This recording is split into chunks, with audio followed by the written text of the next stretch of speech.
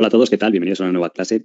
He visto por aquí que me habéis puesto algunas preguntas y demás. Ya sabéis que hoy tenemos esta clase más enfocada, más guionizada con lo que os quiero enseñar y luego si sobra tiempo pues lo podemos ver. Y especialmente si está relacionado con el concepto de la clase, pues obviamente tratamos de ver primero esa clase de dudas, ¿de acuerdo? Entonces, he traído otra temática interesante, la que creo que os puede aportar valor o intentar transmitir un poco de experiencia o cosas que he hecho en el pasado.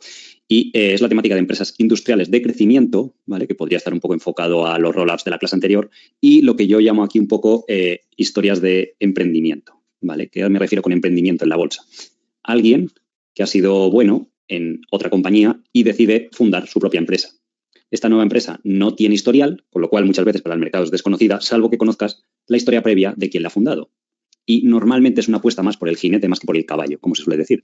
Y puede ser interesante, porque al principio suelen cotizar a múltiplos bajos, porque la gente no tiene tantas referencias de dónde viene, no tiene mucho historial financiero, no aparece en bases de datos ni en screens, porque como no hay historial, pero si uno conoce lo que ha sido capaz de hacer esa persona en emprendimientos o en empresas anteriores, pues puede extrapolarlo a la nueva. Y por lo general, si se dan una serie de condiciones interesantes, que ahora os voy a compartir algunos ejemplos, pues puede ser bastante lucrativo, ¿de acuerdo? Entonces creo que son dos temáticas. Y hoy como extra va a haber casi como dos compañías que vamos a ver un poco más en detalle. Una vamos a modelar, como siempre hacemos, está en el Excel, y la otra os la voy a explicar, la vamos a ver, pero esa os la dejo a vosotros de trabajo para que practiquéis y demás. Es un poco más complejo, pero también creo que es la labor del buen profesor, pues crear primero la curiosidad y que luego el alumno pues tenga, gracias a esa curiosidad, el ansia de aprender o sentir que necesita indagar más, ¿de acuerdo?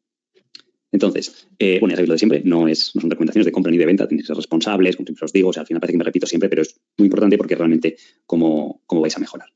Tienes que saber que invertir en bolsa tiene riesgo, tanto en los fondos de inversión como True Value, como invirtiendo vosotros mismos en acciones. Y sobre todo que las opiniones que yo tenga de las cosas en el futuro, en las clases y demás, es mía, subjetiva y no tiene por qué cumplirse. Pero invertir implica hacer una estimación del futuro. Entonces, si yo quiero enseñaros a invertir, pues tengo que enseñaros pues cómo es una posible estimación de cómo puede ser el futuro de las cosas, pero nunca se va a cumplir al 100%, ¿de acuerdo? Entonces, empresas industriales de nicho de mercado. Aquí hemos visto en la escuela, o alguna vez me habéis oído hablar, a lo mejor de empresas, por ejemplo, los fondos no funcionan bastante bien, Youth Scientific, SDI. Son empresas que adquieren o desarrollan productos, o normalmente de industriales, que operan en nichos de mercado muy específicos. Entonces, esto es bueno porque no atrae competencia de grandes rivales, tiene ventajas, por ejemplo, de reputación. Pues ahora vamos a ver una compañía, yo qué sé, si tú eres un fontanero y compras sellador de juntas, pues ese sellador para juntar las juntas de una cañería a lo mejor es un mercado anual en todo Estados Unidos de 50 millones de dólares en venta. Y a lo mejor dos compañías normalmente o tres controlan el 80% del mercado, porque el fontanero no le cuesta casi nada, a lo mejor lo compra una vez al año ese sellador, pero sabe que es el bueno y no va a arriesgarse a que una tubería se estropee por el sellador, por ejemplo, porque eso es lo que veíamos en la clase al principio del curso de productos críticos pero que tienen bajo coste.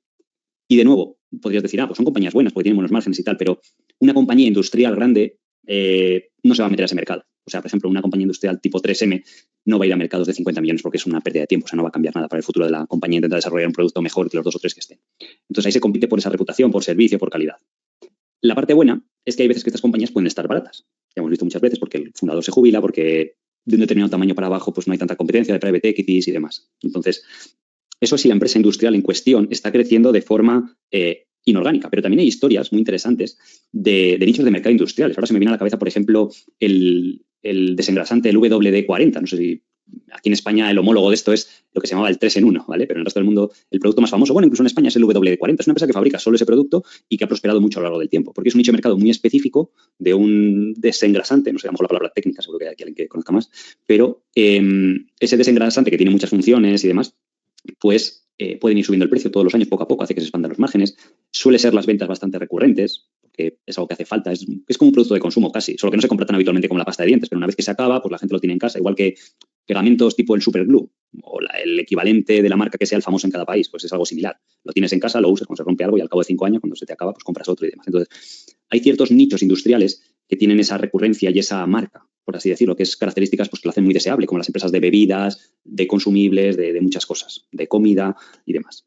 La ciclicidad es baja porque se compra o se vende por necesidad, porque se acaba, hay un periodo de compra, un ciclo, y normalmente no se pueden rechazar o demorar mucho las ventas, y eso hace que sea bueno. Suelen ser nichos de mercado que vemos aquí. Y suele tener también la característica de que son buenos negocios. O sea, la combinación, ya sabéis, de baja ciclicidad y alto ROIC es una combinación muy buena. Y el alto retorno sobre capital invertido normalmente lo genera el bajo CAPEX y los altos márgenes de beneficio. Suelen ser negocios con márgenes de más del 15. Entonces, estas empresas tienen que invertir poco, porque si tú ya tienes, volviendo al ejemplo que os ponía del sellador o un desengrasante, que es el típico, es como un producto de consumo, es como el que ha inventado la Coca-Cola o el que ha inventado las patatas fritas Lay's o algo así, no hace falta estar renovándolo. Y fabricar eso es relativamente barato, está automatizado, no cambia mucho el proceso. Como los márgenes de beneficios son altos, aunque la inflación suba un poquito los costes, pues tú tienes mucho margen hasta perder dinero o hasta que te baje en exceso los beneficios. Entonces eso hace muy positivo esa combinación, ¿de acuerdo? Entonces, aparte de esto, la otra temática que se me vino a la cabeza y que estuve pensando antes de hacer la clase para hoy, que os podría resultar interesante, son lo que se llaman las historias de emprendimiento, o es un poco el nombre que le he puesto yo aquí, donde importa más el jinete, ver quién dirige eso, o el grupo directivo, que el propio caballo. Normalmente Warren Buffett, en empresas maduras o muy grandes o muy famosas, dice, yo prefiero apostar a caballo ganador. ¿Qué quiere decir con esto? Que, o lo decía él muchas veces, decía, hasta un sándwich de jamón puede dirigir Coca-Cola. No hay que ser ningún genio. Simplemente no tienes que hacer nada extraño o no arruinar la imagen de marca y ya está. Con que hagas el resto bien, la compañía más o menos tenderá a ir bien. Sin embargo, en otras historias importa más quién dirige el equipo directivo y demás. Es muy importante, por ejemplo, a lo mejor en una small cap o en estas historias de emprendimiento que os pongo aquí. Entonces, por ejemplo, hubo una acción que ha funcionado bastante bien últimamente, que es Quistos, ¿vale? Nosotros esta la conocíamos a raíz de Rob Rose, ¿vale? Que funcionó bastante bien en el fondo, es una empresa que fue interesante y el equipo directivo se fundó esta compañía, ¿vale? Lo que pasa es que para un fondo de inversión pues es ilíquida, es de la IM y tal, pero hay que reconocer que estaba interesante. Entonces ahí estaba muy barata, creo que se había cotizado a 100, no sé si era por 500 hace un año y medio, y si conocías la historia previa de quién era la directiva, pues el valor que había generado, pues podías interpretar cómo iba a ser esto, ¿vale? Entonces, os traigo aquí una serie de ejemplos, ¿vale? En los que a veces sí que está involucrado de una forma u otra, o son errores míos de omisión, ¿vale? XPO, esta empresa, el fundador es el señor Bradley Jacobs, ¿vale? Este señor estuvo en una empresa que se llamaba United Rentals, ¿vale? Que se dedicaban al alquiler de equipos de generación eléctrica o equipos industriales, ¿vale? Porque luego fueron ampliando. United Rentals, mientras que estuvo este señor al frente, pues era una empresa bastante próspera, lo hizo bien en bolsa en ese periodo, pero digamos que empezó siendo un directivo. Hizo su buen dinero, pero la gente a veces quiere, como suele decir en Estados Unidos, tener su propio show, emprender algo por sí mismos o ven oportunidades. Entonces, con ese dinero, vio un cascarón vacío, que era XPO, esta empresa venía muerta, o sea, no tenía actividad, es el típico cascarón vacío que cotiza en bolsa sin nada. Entonces, tomó una participación mayoritaria, puso su dinero y a partir de ahí dijo, oye, XPO vio el mercado del transporte y la logística y dijo, es un sector muy ineficiente, ¿vale? Al igual que lo hizo bien en el mercado de alquiler de equipos industriales, pues dijo, oye, comparte ciertas características, como que el mercado estaba muy fragmentado, no hay una disciplina de costes, hay compañías muy baratas para adquirir precisamente por eso, porque como todo el mundo sabe que es un sector malo, pues nadie invierte y demás, ¿vale? Entonces empezó a generar valor en este sector, bien comprando compañías o bien haciendo crecimiento orgánico. Y pues veis aquí el resultado. Desde $5, ahora las acciones han subido casi multiplicado por 10. Y eso que aquí no está ajustado en Google Finance, una spin-off que dio de otros $40, creo, que hizo para generar valor. O sea, que casi hizo un 20 bagger. Obviamente en 10 años, pero un 20 bagger en 10 años hace maravillas. Y esto es un poco un error de omisión mío. Aquí en 2016 estuvimos a punto de comprar. Sí que es verdad que había otras cosas bastante baratas, cuando estaban en el entorno de 20, 30 dólares, y hubiera estado bien, porque ajustando con la spin-off pues serían 90 o 100, ¿vale? Pero bueno, sobre todo es que aprendáis la historia. Y yo estaba invirtiendo, conocí la historia en 2012, 2013, pero el no conocer estas cosas, estas historias de dónde viene, a dónde va, te puede resultar un poco extraño, porque decir, pues no tiene nada que ver el negocio del alquiler de equipos industriales con el negocio de la logística, y sin embargo, lo ha hecho bien en las dos compañías. Por eso, la combinación de decir, es un directivo capaz que entiende de negocios. En el mundo de los negocios, de las acciones y demás, importa más que la persona sea la correcta y que sepa hacer negocios o que comprenda los principios básicos, que tenga o no experiencia previa en la industria, ¿vale? Eso es más importante. Y luego, además, si tiene la motivación adicional de que es su primer emprendimiento, que lo va a formar desde cero y tal, pues hace normalmente que involucren bastante energía, ¿vale? Tenemos aquí el caso de Bolex. Esta, por ejemplo, está en el fondo, en el True Value Compounders, ¿vale? Es un caso similar de una empresa con una pésima gestión y viene una nueva directiva que tenía experiencia previa en el mundo del private equity, se investigaba porque lo habían hecho bastante bien. Entonces, en 2016, de su propio dinero, pusieron o compraron el 20% de la compañía y ligaron su remuneración a que la acción básicamente obtuviera o diera rendimientos de doble dígito, que es lo que precisamente han logrado. Entonces, aquí no se ve, pero en 2016 la acción igual estaba en 50 peniques, y eso que ha bajado ahora, pero enseguida, en 5 años, subió a 500 peniques. Ahora ha bajado y el PER está muy bajo. De este año estará pues a unas 9 veces free cash flow. Una empresa que está creciendo más del 10-15% anual. Pero es otro claro ejemplo de una empresa totalmente aburrida, con una directiva pésima, viene un nuevo accionista, toma un control mayoritario y aquello empieza a despegar, ¿vale? Sí que es verdad que tardó, aún así no está mal, ¿eh? Aquí estaba a 50 peniques. A principios del 2020, antes del COVID, estaba ya en 120. No está mal, casi dobló, bueno, más que doblar en 2 años. Pero el mercado necesitaba pruebas y demás. Luego, la verdad que después del COVID y durante el COVID incluso lo hicieron bastante bien. Y bueno, luego vino el mercado bajista de small caps y llegó a estar en 500 y ha bajado un 50% en un momento en el cual que los fundamentales están mejorando y el precio ha hecho esto. O sea, es como la divergencia clásica que os enseño en el curso de valor intrínseco versus valor en bolsa. Sí que es verdad que aquí en la parte alta a lo mejor estaba a 25 veces beneficios y ahora ha bajado a 9 veces free cash flow de los próximos 12 meses, porque ellos creo que tienen un año fiscal en, no sé si en marzo o junio, creo que en marzo era. En los próximos 9 meses más o menos lo que va a ganar, se puede calcular más o menos ese nivel, ¿vale?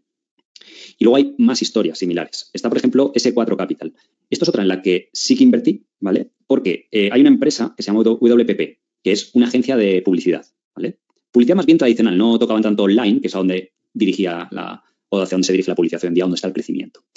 Entonces, el señor Martin Sorrell, ¿de acuerdo? Era el CEO de esta compañía. Y tuvo un escándalo de estos de mala conducta con los empleados o de abusos o acoso en el trabajo y todo esto. Bueno, la cuestión es que dimitió de WPP y estaba bastante cabreado y tal, ¿vale? Entonces tampoco entró en la vida personal del señor y tal. Estaba haciendo negocios y decidió fundar S4 con el dinero que había ganado, porque aunque empezó siendo directivo, pues ganó un buen dinero. Y S4 no solo tenía la ventaja de que empezaba desde cero, desde una fase más pequeña, porque WPP es probablemente la agencia de publicidad más grande del mundo. Con esa experiencia previa empiezas algo. Además, lo empieza en modo revancha, que da como ese punch adicional a las personas, ¿vale? Porque al final las empresas no son números, son personas en muchos casos. Y lo empezaba desde cero. Y no solo eso, que dijo, oye, esta empresa está demasiado anclada, no podemos cambiarla demasiado, es un mamut ya muy grande. Pero si yo empiezo desde cero, voy a enfocarme en la publicidad online, que es lo que va bien. Y los primeros años creció bastante y fue bastante bien, surfeamos la ola y luego tuvimos bastante suerte de vender en un buen momento. Sí que es verdad que las acciones han bajado ahora, ¿vale? Porque han tenido un delay en presentar las cuentas y tal. Yo supongo, conociendo la historia del fundador, si no cometió ninguna cosa rara a ese nivel de WPP y demás, supongo que sería raro en ese 4. Pero bueno, la cuestión es que desde que lo sacó a bolsa pues fue bastante bien, incluso contando la caída actual, y parece ser que, por lo que han ido adelantando de la auditoría, pues parece estar correcto.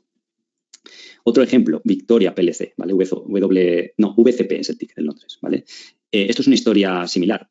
Un directivo proveniente del mundo del private equity que había fundado otras empresas similares, ¿vale? Esto lo tenéis en, ¿cómo se llama? Altafox, publicó un research a fondo, entonces ahí está un poco la historia y demás, y yo gracias a eso pues conocí la compañía, ¿vale? Entonces, de nuevo, ha bajado ahora, igual que todas las small caps. Llegó a estar en 1.000 peniques y muchas de estas han bajado un 50%, a pesar de que la empresa sigue creciendo, ha dado buen guidance y tal. Han trabajado de 1.000 a 500 o 400 ya. La cuestión es que desde que este señor tomó el control de la compañía, creo que sobre a 100 peniques, o 50, no recuerdo exacto, pues lo ha hecho bastante bien, incluso contando la caída. Porque a pesar de que no tiene experiencia previa en el sector de la fabricación de suelos y moquetas y todo esto, pues tenía un buen historial. Entonces tomó una participación mayoritaria, era como lo de Bolex, puso orden en todo aquello y además cuenta con accionistas o gente con capital como los hermanos, los Koch Brothers, una empresa que no cotiza en bolsa, pero son de las familias más ricas de Estados Unidos, entonces le proveyeron de capital y demás, ¿vale? Marlowe, similar.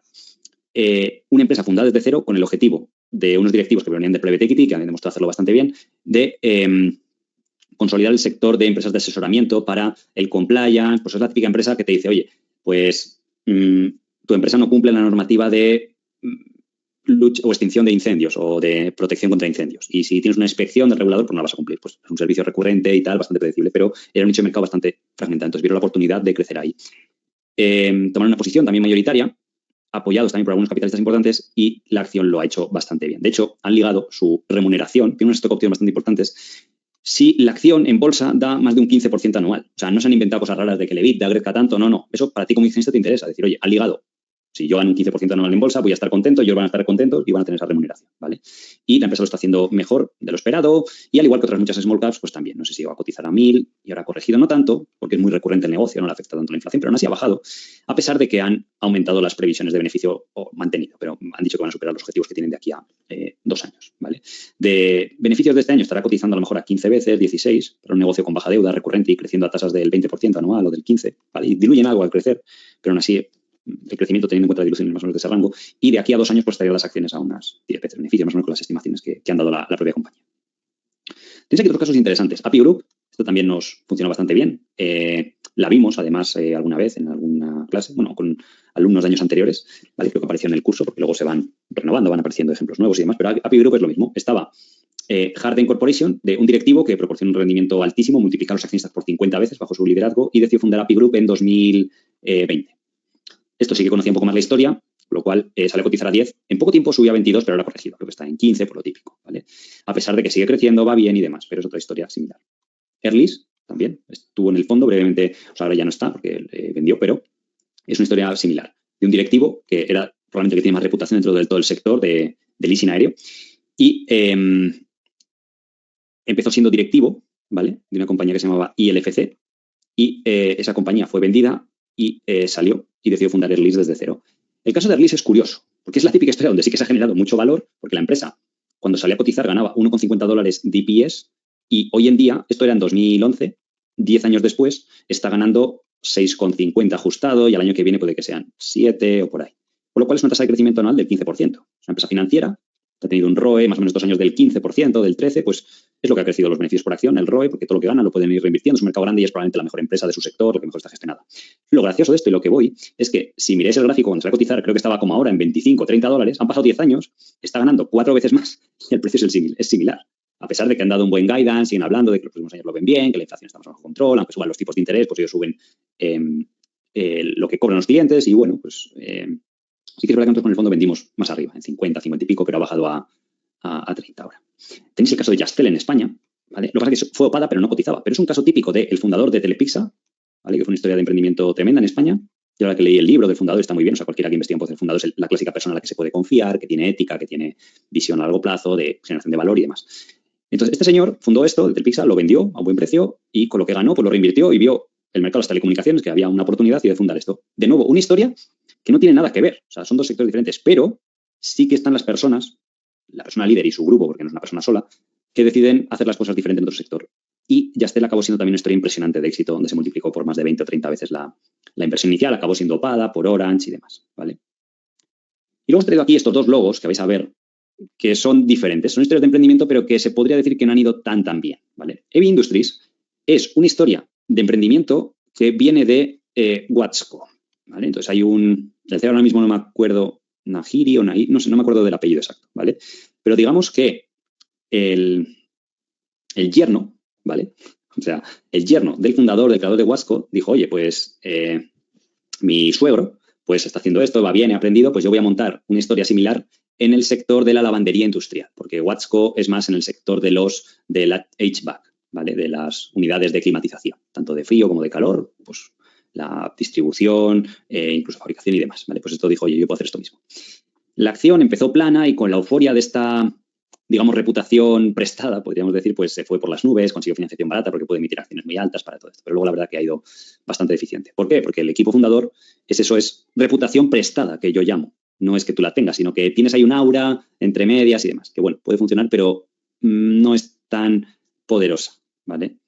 Y luego está el caso de Knight Therapeutics. Esto puede que haya sido un error mío o no, tampoco estaría ahí.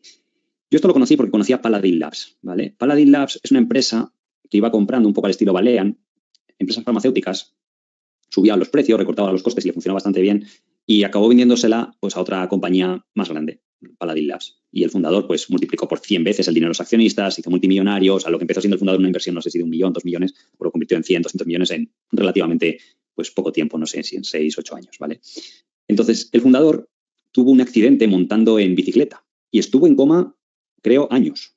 No recuerdo los años exactos, si 2 o 3, pero años. Y milagrosamente despertó, ¿vale? Y dijo, pues bueno, me aburro en casa y voy a montar otro negocio similar, ¿vale? Entonces, le dieron mucho cash los accionistas, emitió acciones nuevas de una compañía que tampoco tenía mucha actividad, de Knight, y estuvo sin comprar nada con ese cash. Era básicamente una empresa que solo poseía dinero y algunas royalties y demás. Compró algunos negocios, que la verdad que están bien comprados, pero luego tampoco ha hecho mucho más. Tiene el cash y está en una actitud pues como muy tranquila. Para mí es un misterio ahora mismo Knight.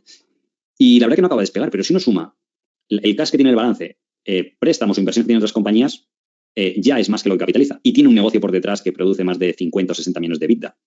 Por lo cual es un misterio, pero el mercado se ha cansado de esperar porque lleva existiendo esto 7 años o 6 años y no hacen nada básicamente con el cash y la gente se pregunta si sigue siendo el mismo el fundador, incluso sus habilidades y demás. Entonces es un caso curioso, ¿vale? Pero sobre todo el caso de Heavy Industries pues puede ser interesante en estos casos de emprendimiento, ¿vale? Así que ahora, una de las empresas que vamos a ver más en detalle va a ser una historia de emprendimiento, ¿vale? Que son la que luego si vosotros la queréis modelar, pues perfecto y demás. Y vamos a ver también una empresa de nicho de mercado. Dentro de las empresas de esta temática de nichos industriales, que ahora veremos la empresa de hoy, Roper Technologies, que antes se llamaba Roper Industries, ¿vale? Solo que ahora rotaron el modelo de negocio. Desde aquí, desde que empezó a cotizar en $5 hasta 2015, que cotizó a 150, ¿vale? Multiplicó pues por 30 veces. Se llamaba Roper Industries porque hizo lo que han hecho muchas compañías. Iba encontrando empresas de nicho de mercado, yo que sé, por ejemplo, bombas hidráulicas, pues para aplicaciones, no es lo mismo una bomba hidráulica, por ejemplo, para el sector del oil and gas, para extraer petróleo, que una bomba hidráulica para, yo que sé, achicar agua de un barco, ¿vale? Es diferente, parecen igual, pero no son lo mismo. Son nichos de mercado, la gente los compra, o los diseñadores, los ingenieros, porque hay una reputación por muchas cosas. Entonces, hay miles de esos nichos de mercado. Entonces, haciendo esto una y otra vez, pues hicieron mucho dinero. Luego rotaron y se dieron cuenta, igual que Constellation Software, de que el nicho de mercado del software vertical era muy lucrativo y cambiaron el nombre de la empresa, empezaron a adquirir ya solo de ese tipo de compañías y demás. Pero los rendimientos altos de verdad se lograron en esa primera fase, pero sobre todo porque partían desde un punto pequeño. O sea, era una empresa de, ahora mismo es una empresa creo de 40 billion, no recuerdo la empresa de capitalización, pero empezaron siendo la típica empresa de 100, no sé si de 1 billón o 500 millones ajustado, pero por debajo de 1 billón, ¿vale? Que era lo que vemos en la clase de las superacciones de los compounders, que para tener acciones que se te multipliquen por 50, 60 veces, aquí Roper desde el principio es por 168 veces exactamente se ha multiplicado. Pues, ¿y eso que ha bajado ahora? Pues tienen que empezar siendo compañías pequeñas. Entonces aquí podéis ver algunos de los productos de Roper, podéis entrar a la web y demás, solo que ahora ya es más software y demás, ¿de acuerdo?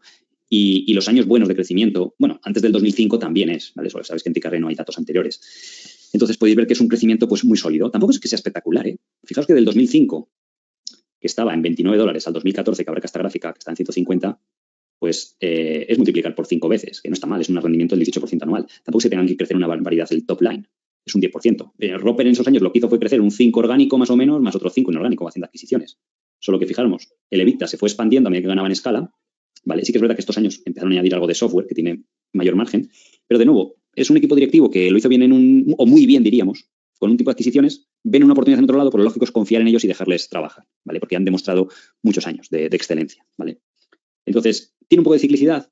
Digamos que es más cíclico que a lo mejor una empresa de tecnología, de software, de consumo, porque, por ejemplo, en el año 2009 pues, bajó un 11%, pero no fue una caída descabellada. Y como no tienen apalancamiento operativo estas empresas, tienen muchos costes variables, ¿vale? No es como fabricar automóviles o todo esto, pues los beneficios tampoco bajaron demasiado. Luego la empresa en bolsa creo que sí que bajó, ¿no? No sé si está aquí el gráfico, si se puede llegar a apreciar. A lo mejor aquí cotizaba 70 y se ve aquí en el gráfico que bajó a 40 quizás, o puede que baje un 50% tranquilamente. Creo que os digo siempre de la irracionalidad del mercado, que se puede ver claramente, o cualquier que analice la empresa decir, oye, en 2008 ganó $3, este año gana un poco menos, pero al siguiente va a ganar lo mismo y al siguiente más. Y el mercado a lo mejor en estos años creo que lo daba per 10, cuando que previamente estaba lo típico de estas empresas buenas, a 25 o 20 veces beneficios. Y tú dices, bueno, si yo compro a $30 en el futuro, vuelve a per 20 de sobreganando 4, pues es 80 de valoración y compro a 30. Y es a 2, 3 años vista. Ahora mismo se están dando estas clases de situaciones ridículas en el mercado. No tan extremas como en 2008, obviamente, 2009, pero están empezando a suceder, ¿vale? Y está bien estudiar estos casos históricos de compañías realmente buenas. Que dices, sí, puede que una recesión americana, igual que la hubo en 2009 y tal, pero que no es el fin del mundo, que luego se recupera, todo vuelve y demás, ¿vale? De hecho, aquí os había traído la valoración actual. Está 20 veces Free Cash Flow, que hacía tiempo que no se veía, y de los últimos años, de los últimos 5 años, es más o menos el rango bajo de valoración. En el COVID estuvo un poco más barata, pero ya veis que no bajó de 18. ¿Por qué? Porque ya todo el mundo lo conoce y demás, entonces cuando hay una crisis pues ya no baja tanto. Pero en el año 2008 era una empresa más pequeña, la típica small, mid cap de 1 billón, 2 billion, entonces hay mucha más irracionalidad. Por eso, para vosotros es mucho más fructífero dedicaros a eso. Lo que os digo siempre, de que no os fijéis en lo que hacen fondos grandes. Incluso yo con True Value me veo obligado a invertir muchas veces en empresas de 5 o 10 billion, pues por unas cuestiones de liquidez y demás, pero tenéis más oportunidades, ¿de acuerdo? Entonces vamos a ver 2 empresas hoy, como os digo, un poco más en detalle, pero vamos a ver el caso de CSV Industrias, que es una empresa, yo creo, poco conocida, seguramente nadie se puede hablar de ella. Se puede considerar un error de omisión mío, ¿vale? Pero son cosas que he aprendido en los últimos años, que intento transmitiros en el curso, pero que en su día pues no estaba, no tenía el ojo tan entrenado para este tipo de cosas. Es una empresa fácil de estudiar, no requiere mucha dificultad, ¿vale? Pero que os puede ser ilustrativo. Como suele decir, lo breve si es bueno, pues 2 veces bueno. Es una empresa industrial de nicho de mercado, con este crecimiento del 15% de media anual. Tiene un tamaño todavía bajo, creo que capitaliza en torno a 1 billón. Ha generado o ha demostrado generar mucho valor en crecimiento orgánico, también con adquisiciones. Sigue operando en nichos muy fragmentados. Los insiders están alineados, no mucho porque son directivos, pero esta empresa viene de ser un spin-off. Yo gracias a eso lo conocí. Me gusta seguir todos los spin-off. Entonces, había un holding más grande, no recuerdo ahora de dónde venía. No sé si era de Dover, que hizo un spin-off, no estoy seguro. Pero la cuestión es que era un spin-off de un holding industrial más aburridillo y que dijeron, oye, tenemos esta división de estos directivos que están aquí generando bastante valor, lo vamos a sacar para que el mercado lo ponga en valor. Y es que más te lo decían ellos, decir, oye, esto que tenemos es muy bueno, pensamos que va a ir bien, pero como nos están valorando el holding muy barato, te lo vamos a sacar a cotizar para que el mercado lo valore a un múltiplo más alto, ¿vale? Entonces los resultados históricos se veía que lo iban haciendo bastante bien, tenía sentido la historia. Si tú conocías Roper, pues podías intuir que esto era muy similar, o son de estas, o si conocías, por ejemplo, Watsco, pues que era una historia muy similar, o otras historias de éxito que ha habido similares. Entonces, salió a cotizar a lo que yo siempre os digo, que hace años cometía ese error de múltiplo que me parecía ópticamente caro, 20 veces Free Cash Flow, o a lo mejor un poquito más, ¿vale? Y tenía, pues, un poco menos de historial, ¿vale? Esa es un poco la historia de la compañía para que os pongáis en situación. Entonces, esta empresa sale a cotizar aquí a 30 rápidamente sube a 40, pero llega el año 2016 y hay un poco de recesión industrial como ahora. El PIB no iba a ser negativo, este año sí que tenemos recesión seguramente, pero ahí no llegó a ser negativo. Y las empresas industriales pues arrastra todo y bajó de 40 a 30 y aquí dio oportunidad, porque me acuerdo que la estuve mirando y a lo mejor estaba a 18 veces, 16 veces beneficios, pero para lo que era sigue siendo un empresón muy bien dirigido, tenía poca deuda y pues a algunos sectores le pasó como a Roper, que un año pues creció muy poquito, no recuerdo, decreció un poquito, pero como que digamos que la gente que estaba pagando 20 veces beneficios y ya se asustaron y dijeron, no va a crecer un año, esto ya no es empresa de crecimiento y la bajaron. Y luego fijaros dónde se fue de 30 a 140, ¿vale? Porque al final, pues sigue funcionando, al final es lo que os digo. Y estos periodos que yo veis aquí representados, pues puede abarcar un año. Que cuando os digo ahora, pues sí, ahora está en un momento de crisis, es un momento de sembrar. Podría bajar más la bolsa, podría ser tipo 2008. Hemos vivido una caída del 25, el 30% en small caps. En 2008 fue del doble, fue del 60. Pues puede que estemos a mitad de camino. Una vez así Michael Burry también lo ha dicho, de que puede verse caídas de ese estilo. Pero uno es pensar en las acciones que vosotros estáis analizando, ¿vale? No quiere decir que tengáis que invertir en CSW o lo que sea. Pensar, decir, estoy haciendo una buena compra, tiene sentido la estrategia, ha cambiado algo el valor del negocio para los próximos 5 años. Y la respuesta es que no ha cambiado mucho. Estás haciendo una compra inteligente por la valoración que esté, pues puede ser que dé buen resultado. Y a lo mejor obtienes ese resultado, pues como aquí, en 2000, casi 19, que a lo mejor alguien que compró aquí a 30, pues en 2019 está en 50, que dices, bueno, tampoco es muy exciting, pero es ganar un 70% más o menos, o 60% en 2 años. Está bastante bien. Vino el COVID, pues volvió a bajar un poco, pero luego ya volvió a repuntar. Además hicieron adquisiciones baratas aprovechando el COVID y tal, ¿vale? Pero es un poco la historia de un error de omisión por estar demasiado enfocado en el precio más que en el múltiplo. Tenía el otro día, lo que pasa es que se me ha olvidado ponerlo aquí porque lo he visto hace 2 días, una gráfica que mostraba el rendimiento de las acciones y qué componentes tenían de éxito. Y hacían el típico gráfico de barras. Y salía que el 80% del comportamiento de una acción es cómo han ido los beneficios por acción. Y tan solo un 10% es el múltiplo de valoración. Solo un 10% era un estudio que había hecho JP Morgan o Goldman Sachs, de estos así bastante detallados. Viniendo a decir que independientemente de que hubieras pagado per 30 o per 10, tu resultado hubiera sido muy similar, porque el 80% viene de no equivocarse en esto, en el EPS. Y normalmente, y yo incluido, los otros primeros años que está empezando a invertir, incluyendo los fondos con Trubal y tal, estaba muy enfocado en esto, ¿vale? Porque antes, por ejemplo, antes de la clase, había visto una pregunta rápida así que me decía, oye, ¿qué harías si una empresa como SDI o cualquier otra, de repente pues vas a cotizar por encima un múltiplo que puede parecer alto? Yo lo que haría ahora, ¿vale? Es decir, oye, ¿cómo son las perspectivas de beneficios de esto para dentro de 5 años? Si son favorables, pues puedes mantenerlo. Sí que es verdad que si el múltiplo es más alto, a lo mejor la tasa de retorno es un poco inferior, pero no va a ser el factor determinante.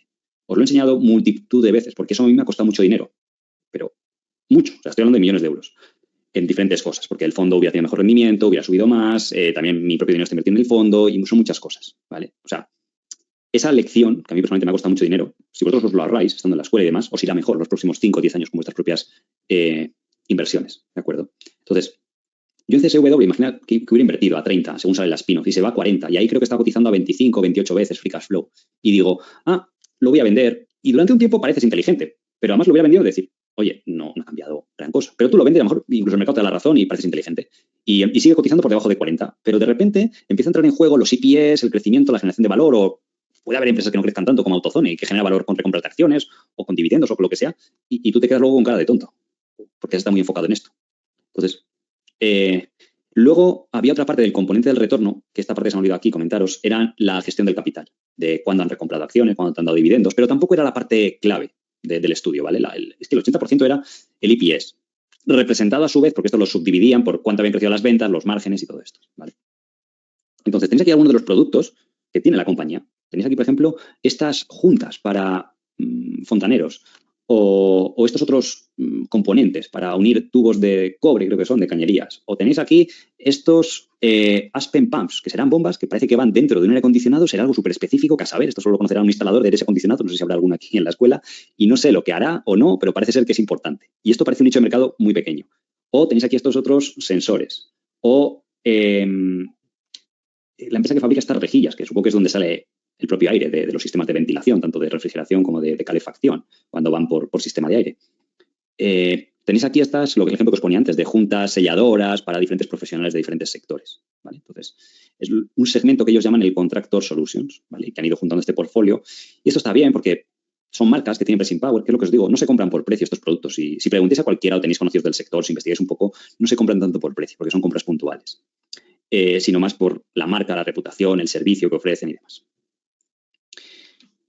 Tenéis aquí otro ejemplo de los productos que ellos ofrecen para, por ejemplo, para el sector del HVAC, ¿vale? De los sistemas de aire acondicionado o calefacción. Por ejemplo, ellos fabrican aquí un producto que es un spray microbiano, ¿cómo se llama la traducción?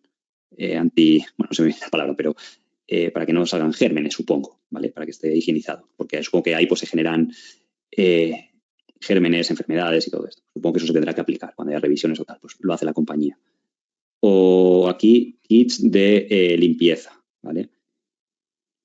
Por ejemplo, tienen estos útiles que deben ser, por ejemplo, aquí os explica, para que una sola persona pueda instalar el evaporador de un sistema de refrigeración. Pues será algo importante. Entonces, si dices, oye, me he inventado aquí una herramienta que se lo vendo a los instaladores de aires acondicionados para que solo una persona pueda instalar algo o hacer algo, pues le estoy ahorrando el coste y parece un nicho de mercado muy pequeño todas estas cosas. Pero la empresa lo ha ido comprando y lo va acumulando y tienen buen ojo y van investigando cosas y de esa forma pues han ido generando valor.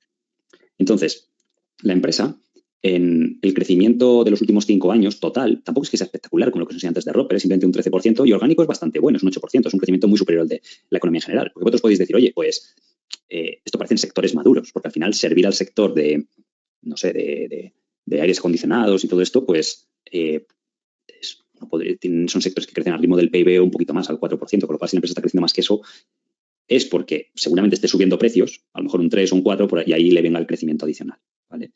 Son empresas que tienen márgenes de EBITDA bastante buenos, del 20%. Tiene un bajo nivel de endeudamiento, ha generado este buen crecimiento sin necesidad de tener que usar mucha deuda, ¿de acuerdo?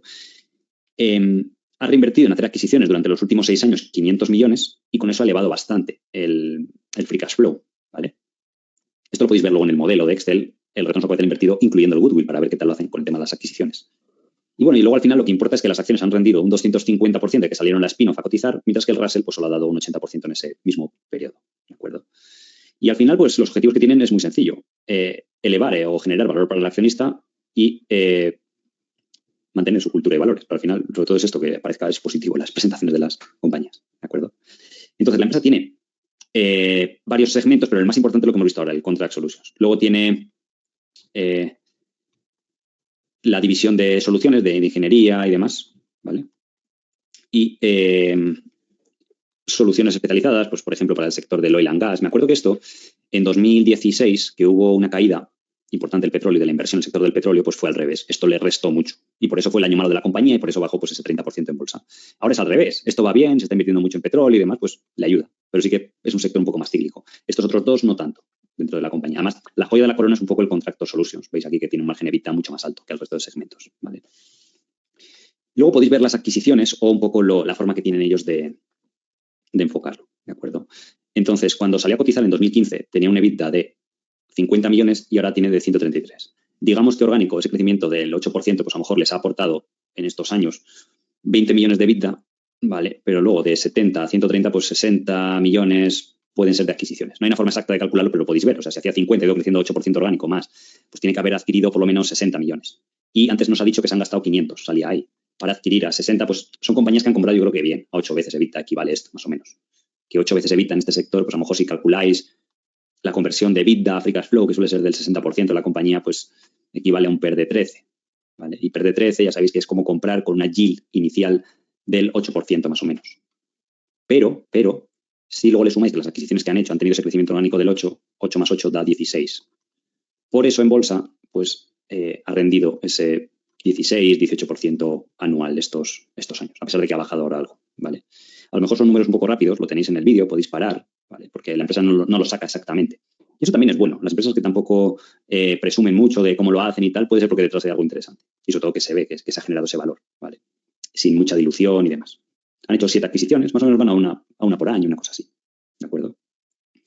Bueno, está la misma gráfica que habéis visto antes. Aquí están los 500 millones que han invertido en esas adquisiciones. Y luego, además, como les ha sobrado dinero, pues lo han retornado al accionista, que no está mal, ¿vale? En forma de dividendos y algunas recompras de acciones puntuales. La posición de deuda es baja, porque ellos perfectamente, con lo predecible es el negocio, podrían tener hasta 3 veces deuda EBITDA y ahora están en 1,7, con lo cual les deja espacio. Entre que tienen baja deuda y generan free cash flow este año o el siguiente, pues tienen ese capacidad adicional de reinvertir. Los insiders, aquí es un poco, a lo mejor, un punto débil cuando analizáis o investigáis una acción. Pues que, por ejemplo, el CEO pues, tiene un salario aquí de unos 3 millones de dólares al año. Sí que es verdad que después de impuestos se le quedarán en 2 millones y algo. Y luego está el director financiero, que cobra 1.600.000, o los directivos menos 1 millón, una cosa así. Pero el CEO tiene 150.000 acciones. Esto viene a ser está a $100 ahora la acción, con lo cual son 15 millones de dólares en acciones. Salario neto son 2,5, pues bueno, pues unas 6, 7 veces su salario anual. Sí que sería ideal que fuera más, pero decir, bueno, si este señor lleva muchos años en la empresa, genera valor y tal, pues hombre, está demostrado. O sea, no todo el mundo empieza siendo millonario fundando empresas. Si lo hubiera fundado él, pero quién sabe, en el futuro a veces se marchan de las compañías y fundan empresas desde cero y vosotros le podéis seguir y todo esto. O sea, siempre son buenas compañías que las tengáis en el radar, que estéis suscritos a la lista de notificaciones, porque siempre te puedes ir enterando de cosas y demás. Entonces, el comportamiento de las crisis, CSW no cotizaba en esa época, tenéis Roper, que ya hemos visto antes, y bueno, puede tener una ciclicidad un poco moderada, pero los márgenes brutos veis que resistieron bastante bien, el margen operativo también lo hizo bastante bien. Entonces, bueno, tampoco es el fin del mundo. La ventaja competitiva creo que queda clara, lo que hemos comentado antes, el equipo gestor sobre todo, los productos de nicho de mercado, con ese pricing power tan importante hoy en día o tan de moda con lo de la inflación y todo esto, la plataforma o el know-how de saber hacer buenas adquisiciones que lo han demostrado y demás, ¿de acuerdo? Entonces, si fuéramos a modelar la compañía, pues tenemos que tener varias cosas en cuenta. Una de ellas es, o la principal en estas que hacen adquisiciones, lo podéis imaginar que la depreciación y amortización es mucho mayor que el CAPEX, con lo cual pues, deberíamos evaluarla usando el free cash flow porque va a haber esa divergencia a los resultados de la compañía, ¿vale? Entonces, podéis plantear los 3 posibles escenarios. El optimista a lo mejor es muy optimista, 20% de crecimiento de beneficios, podría llegar a darse, ¿vale? En ese caso, pues PER o Free Cash Flow podría ser aquí un error de 30 veces, porque en el pasado sí que ha cotizado eso, podría estar bien, o EBITDA 18. Esto es lo que cotizaba Roper normalmente, a veces de entre 25 y 30 en el momento que empiezan a ganar escala. Porque CSV está entrando en el momento óptimo, donde ahora tiene una capitalización de 2 billion, donde empieza a tener liquidez, pero no es muy grande para los hedge funds grandes, para que la conozcan y demás. De hecho, Roper, pues, desde que tuvo 2 billion hasta 40, pues multiplicó por 20, ¿vale? El conservador, que es lo que viene haciendo, que es un 13% de crecimiento, price free cash flow en la media de estos años, que suele ser el 25, tampoco es EBITDA de 15, que es la media de estos años, o sea, tampoco es descabellado. Podéis ver Roper cuando era más pequeña, lo que estaba, otras empresas similares, pero es uno de los comparables que yo al menos conozco más obvios. Tenéis luego también en el Reino Unido, por ejemplo, Alma, de este tamaño de compañía, también están normalmente esos múltiplos. O sea, no es que todos los múltiplos yo me les saque así de la chistera y diga, pues esto, no. Que sí que es verdad que estos años incluso estas empresas han estado a múltiplos más altos de esto, pero también hay que ser conservador, los tipos de interés subirán. No creo que mucho más, pero subirán algo, incluso se estima que el año que viene puedan incluso volver a bajar. Luego, en escenario negativo podéis hacer del 6%. Obviamente hay price free cash flow más bajo, 18, incluso 16, EBITDA de 10. Creo que sería raro que bajase de 10, porque podría haber empresas más grandes que las adquirieran, este tipo de compañías menos de 10 veces EBITDA, salvo ver transacciones y demás, ¿vale? Entonces, dame un segundito que ponemos el Excel. Por aquí, en el WhatsApp, Borja me estaba chivando, que siempre tiene la base de datos, parece la Wikipedia. Dice que la empresa matriz de CSW Industrials era Capital Southwest. Y tiene sentido, ¿vale? Porque CSW viene de Capital Southwest. ¿Vale? Entonces, tenéis aquí el modelo, que simplemente es con las adquisiciones que ha anunciado este año, 710, este dato está forzado, ¿vale? No sabemos si hará más adquisiciones este año o no, pero luego asumiendo este crecimiento que ha tenido estos años, del 15, el 13% anual, márgenes del 16, que es lo que viene haciendo estos años. Con el tamaño se debería ir expandiendo un poquito, porque estos negocios ganan apalancamiento operativo, pero bueno, para ser conservador lo podéis dejar igual. Tax rate del 22, más o menos, que es lo que debería pagar, normalizar la compañía. Y número de acciones similar, porque como buena compañía, pues trata de no diluir y tal, pues siempre suele haber 16 millones de acciones, ¿de acuerdo? O sea, es una compañía fácil de modelar. Si habéis estado practicando con lo que vimos en el curso y con lo que hemos estado viendo ya en diferentes casos, pues nos debería... Pues lo único, oye, pues ver que el CAPEX. Sí que es verdad que este año han reinvertido un poquito más porque vieron oportunidades y por eso el crecimiento ha sido más alto, pero en estas compañías suele haber una métrica que suelen reinvertir en CAPEX el 1, el 1,5, como mucho el 2% de las ventas, ¿vale? Si miráis el CAPEX de Roper o de Alma o incluso de Jude Scientific, todas estas empresas industriales de nichos de mercado y tal suelen tener eso, que es una métrica que yo a veces uso para ver un CAPEX normalizado cuando a lo mejor sale muy alto, hay mucho salto, porque se ve aquí el salto de 2020 al 21, que a lo mejor, pues, no sé, pues pondría 13, y a partir de ahí podría ser que va creciendo, ¿vale? Tampoco hace falta que sea súper exacto, si ponéis lo otro no va a cambiar mucho. Los retornos sobre el capital invertido, incluyendo goodwill, veis que si hacéis una media de estos años, pues suele ser el 15%, con datos normalizados, pues es del 14-15%. Por eso la empresa, como todo lo que gana, la mayoría de lo reinvierte, está creciendo a ese 15%. Y si le quitamos el goodwill para ver el core business, pues también está bastante bien. El ROE es decente estos años. Dependiendo si hay ajustes contables o no, puede que algún año salga más bajo, pero normalmente está bien. O sea, tampoco son negocios que tengan un ROE infinito tipo Constellation Software o cosas así. Pero lo bueno que tienen es que los mercados en los que pueden crecer son muy grandes y hay muchísimos. Y si tienen esa filosofía aprobada, pues pueden ir repitiéndolo. Luego, la deuda, dependiendo del ritmo que crezcan, pues podemos asumir que va reduciéndose, ¿vale? Porque para crecer a ese ritmo no necesitas reinvertir todo. Si, por ejemplo, que a veces estos cálculos os cuesta. Si este año hace 150 millones de EBITDA, el año siguiente va a hacer 20 millones más de EBITDA, que es crecer un 13%. Si orgánico, ya con ese CAPEX que hemos puesto ahí de 15 millones, ya va a crecer un 8%, que es, o un 7%, pongamos, que son 10 millones, solo tiene que adquirir otros 10 millones, ¿vale? Entonces, si los adquiere a 8 veces EBITDA, pues a lo mejor se tiene que gastar 8 millones, 80 millones, 70 en adquisiciones. Pero si hace 100, 120 de free cash flow, pues le sobran otros 30, 40, que lo podéis contabilizar como pues, disminución de deuda Con lo cual, aquí un pequeño fallo sería pues, reducir el tipo de interés, ir poniéndolo, forzando el dato más pequeño. Y de esa forma el resultado sería un poquito mayor. Pero bueno, tampoco es más conservador y tal. Al resultado, ya sabéis que tienes que sumarle el rendimiento por dividendo, que tampoco es mucho aquí. Y en este escenario de PER, Free Cash Flow, pues podemos poner 25 veces, VEBITDA de 15. VEBIT no se usa mucho, ¿vale? Y ahora vemos que este año el Free Cash Flow pues, será de unos 100 millones, capitaliza a día de hoy a 106, pero hace nada, estaba a $90, creo que la vi 95. Llegó a estar a 15 veces Free Cash Flow. Una empresa de estas características que hemos visto, no se ve tan a menudo. Y bueno, a partir de ese punto, pues va creciendo a ese ritmo, ¿de acuerdo? ¿Se podría dar el caso de que el crecimiento se acelerase al 17, 20% anual? Pues sí, si usasen un poquito más de deuda y crecieran al 17, al 20, podéis probar a ver. Aquí el único cambio sería pues, poner que la deuda aquí sí que debería crecer, si hacéis cálculos. 240, 280, por ejemplo, y 350 podría acabar con el doble de deuda, ¿vale? Porque aquí sí que tiene que crecer 30 millones de EBITDA y orgánico solo crece 12 o así, con lo cual tiene que adquirir 15. Si compra 8 veces EBITDA, pues son 120 millones al año. Pues no solo se tiene que gastar todo el free cash flow, sino que a lo mejor tiene que gastar todos los años 30, 40 millones adicionales que tienen que salir de algún lado. O emites acciones o emites deuda, por eso lo lógico sería poner que aumenta un poquito la deuda.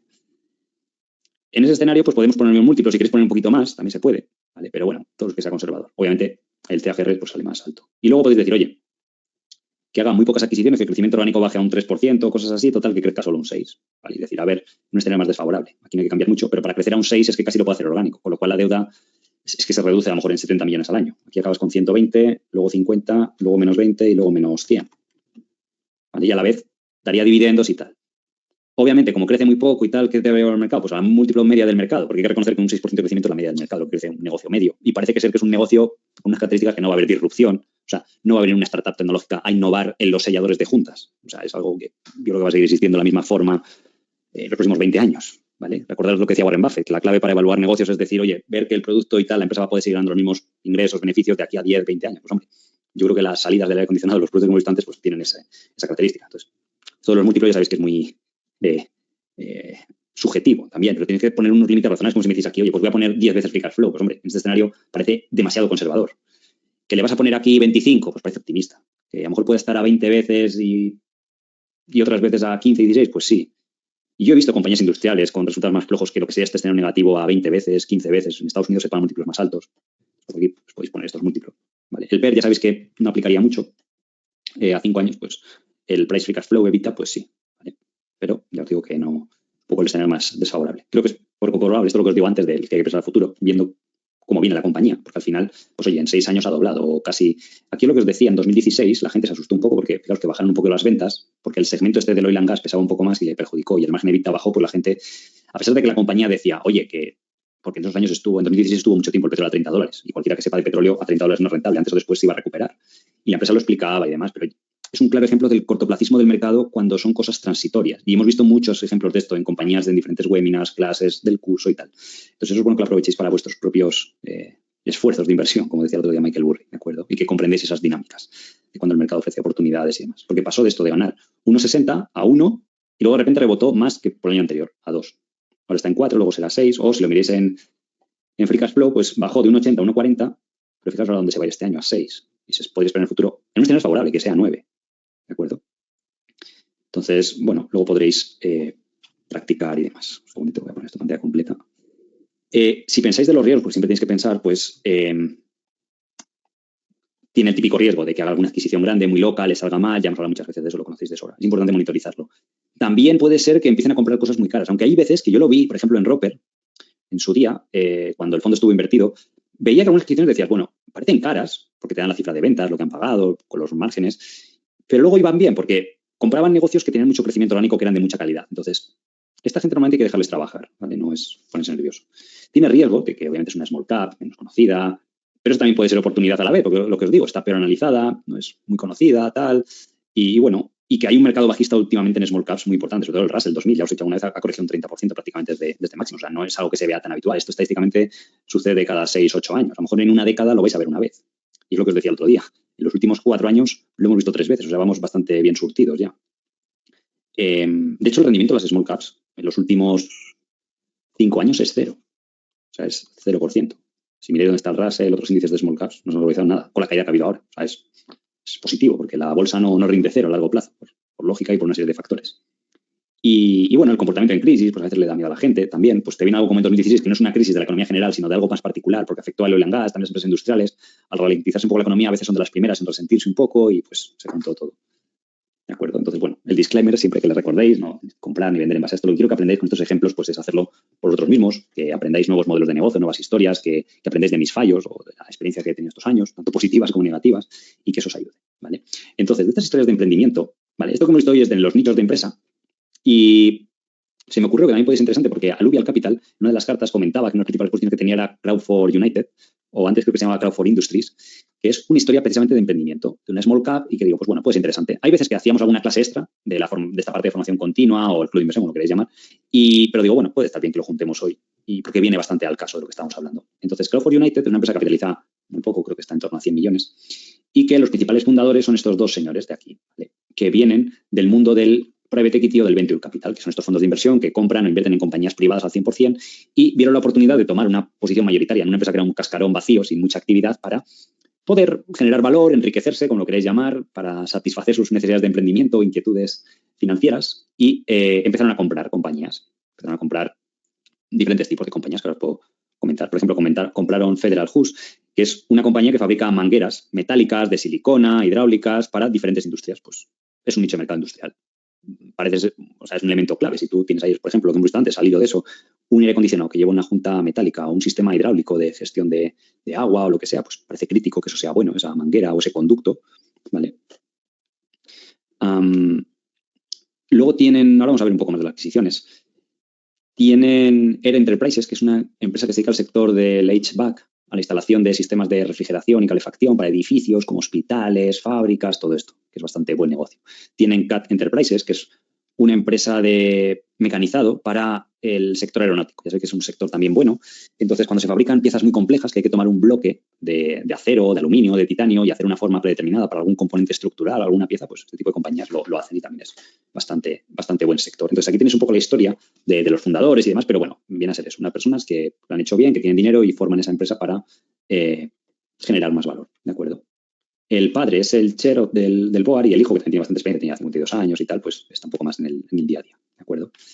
Entonces, en 2016, la empresa originalmente se llamaba Highcock, compraron Federal Hose, que fue la primera adquisición, y a raíz de eso pues hizo una ampliación de capital, un intercambio de acciones y demás, y se fundó la propia compañía, se cambió el nombre de la empresa, y digamos que empezó ahí en 2016, empezó en $5, hasta hace nada estaba en 35, y ahora pues ha corregido algo, de 35 a 21.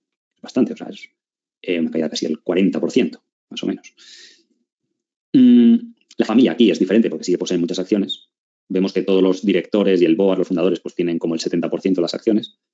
Luego hay aquí una señora que no sé quién será, Patricia Aplin, que tiene también bastantes acciones. Ya sabéis que cuando aparecen las clase A y las clase B, las que tienen, son iguales económicamente, pero unas tienen derecho a voto porque yo también lo haría en su situación. Si tú fundas la empresa, eres un poco el promotor, el que más dinero has puesto, pues te guardas el derecho de voto para tener el control, aunque luego económicamente repartas los beneficios con los accionistas, pero para que no te puedan hacer cosas raras y tal. Y es un poco la estructura que existe. O sea, hay una alineación prácticamente de los insiders pues, en el 70-80% de las acciones y el salario que cobran es testimonial. O sea, son salarios de $400,000, que es bajísimo para los Estados Unidos. Todo después de impuestos son $300,000, comparado con un stake que tiene la familia Crawford en la compañía pues de 50 millones o así. ¿Vale? Perdón, el CEO, ¿vale? Los últimos años, porque cambiaron, es este señor Brian Powers, pero que también tenía bastantes acciones, ¿vale? Tenía el 2,6, que son pues casi $3 millones, que bueno, viene a ser casi 10 veces su salario. Pero en estas compañías lo importante es que haya un consejo de administración pues que controle al CEO qué adquisiciones van a hacer y demás. Entonces, tenéis aquí los diferentes segmentos de la compañía. Está Federal Hose, que es el que hace pues los conductos y demás, o mangueras, como que se llaman, para muchísimas industrias. Luego está CAD Enterprises, que son esta empresa de mecanizados. Por aquí podéis ver alguna de las aplicaciones que hace de partes muy específicas.